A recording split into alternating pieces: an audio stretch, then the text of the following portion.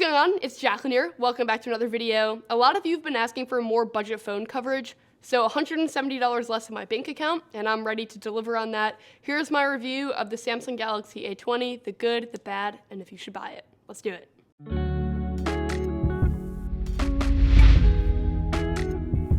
Alright, so the phone starts out with a promising build that actually feels really good in the hand. The back looks like it's glass, but it's actually made of a polycarbonate, and I'm definitely in the minority with this opinion among reviewers, but I actually think that the coating is pretty promising in terms of delivering that glass-like feel. And just like glass, it picks up so many fingerprints, and this darker color definitely does it no favors. You can see a million fingerprints on it, and it's also extremely slippery. So while scripting out this video, I had this phone on the couch next to me, and it kept sliding off. When it's in your hand though, and not making every surface feel like a slip and slide, feels really good. It's a 6.4-inch display, but something about the form factor and the width makes it really comfortable in one hand, and the curves on the back also make it feel like a really thin phone. The form factor feels really well thought out. I cannot say that about the sensors and the buttons though. The volume rockers and the power button are in the worst location ever. Not only are they too high up on the phone, but they're also on the same side. The one thing that I really don't like that manufacturers are doing more and more is putting the volume rocker and the power button on the same side. I don't really understand it because the left side is totally empty. And it just makes it a lot harder to figure out which button you're pressing, especially because there's no difference in texture in between the two buttons. In terms of ergonomics, the fingerprint sensor is also not in a good place. It's really high up on the phone, so you're gonna have to always shimmy the phone up and down when you're trying to get to either the power button or the fingerprint sensor. It almost feels like the entire product design team had giant shack-sized hands, and they never product tested it with people that have average-sized hands. So it's just not comfortable. It's manageable, but you're always gonna have to move the phone up and down. And for a phone that feels really one-handable, it's ruined by the fact that the sensors and the buttons are not. In terms of the actual fingerprint sensor though, it's adequate. It's a little bit slow and not really that predictable. The second I set it up, it was telling me that it didn't have a match to my finger, and it took several tries to get past that. So it gives you a biotech way of getting into the phone, but it's not the best or the fastest. Same thing with the face unlock. It could be tricked by a picture. So it's probably not something that you want to do if you store really important things on your phone. All right, we're at the part of the review where I gotta reframe it a little bit. So I just want you to know that I'm not coming into this review and the smartphone thinking that it's going to be perfect. My expectations aren't perfection, when even flagship phones that cost significantly more aren't perfect. But I feel like critiquing the phone in the way that I am is really important because I want you to be informed about what's good about it and what's not. Because if one of the things that I say that I'm not expecting to be perfect really matters to you, I think you should know. So just know I'm not expecting perfection. I just want to paint an entire picture for you. But let's get back to the build. So this phone is a pretty interesting speaker setup because it's a down-firing speaker, which is really loud, but really not that clear, and it's easily covered. It kind of has the same issues that some flagships had a couple years ago for when you're playing a game or watching a video.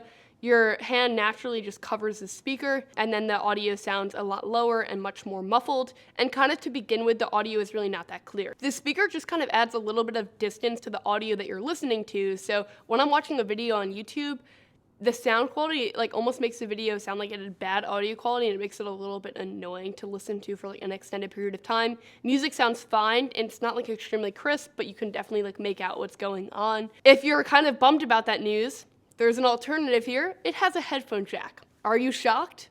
Yeah, me too. I'm really psyched to see it. A lot of phones are getting rid of it, and it's really nice that this budget option still has it. The only other port on this phone, aside from the headphone jack, is a USB Type-C port, and I'm so glad that Samsung is implementing that technology on a more budget phone. A lot of the cheaper tech does not have it. Looking at you, Bluetooth speaker that only has micro USB.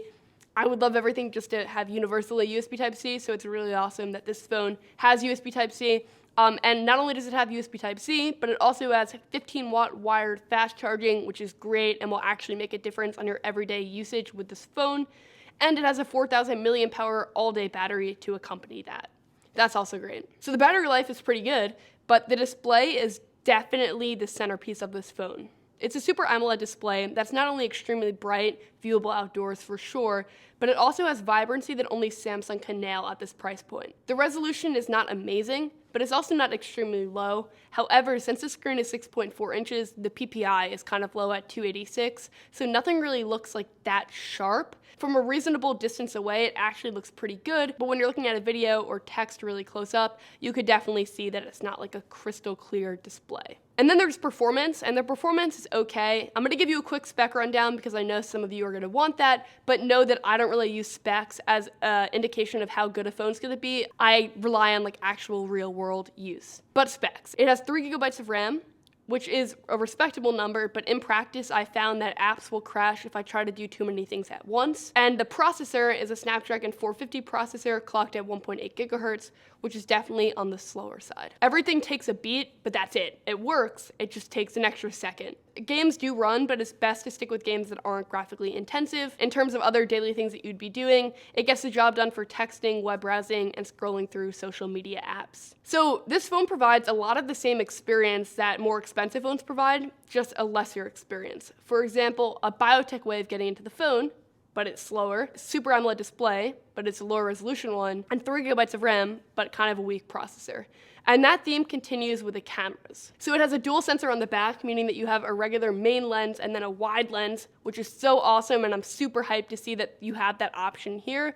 But the actual photos are okay. It seems like exposure is kind of hit or miss, and every photo has like a little bit of like a muddiness to it. The wide angle is definitely a big step down when compared to the regular camera in terms of quality, and the video quality is only 1080p 30 frames per second with no stabilization. So you get the flexibility of having 2 lenses, but if you're looking for a phone that really gives you excellent image quality and is in a more budget option, then you're better off looking at like the Pixel 3a. The selfie camera is actually pretty decent though. It's 8 megapixels and it's definitely fine for taking like a Snapchat. I'm not a huge fan of like taking a million selfies, so I don't need like a crystal clear setup. So this one is totally fine. So the A20 is a pretty good phone. I know that it kind of has like a die-hard following. So if you own an A20, let me know what you think of it in the comments below, but I thoroughly enjoyed using it. If you're looking to not spend a lot of money on a phone, but still get a smartphone that has a lot of the premium options, this is a great option. Or if you're looking to get like your kid their first phone, this is also a great option. It will get their feet wet into the smartphone experience without giving them a $1,000 responsibility. If you enjoyed this video, definitely give it a thumbs up. It would mean a lot. And also subscribe to the channel. There's a ton of content coming, including content on the new Samsung Galaxy S20 or the S11, whatever they decide to call it. So be sure to check out that content when it comes out. Thank you guys for watching this video, and I'll catch you in the next one. Bye.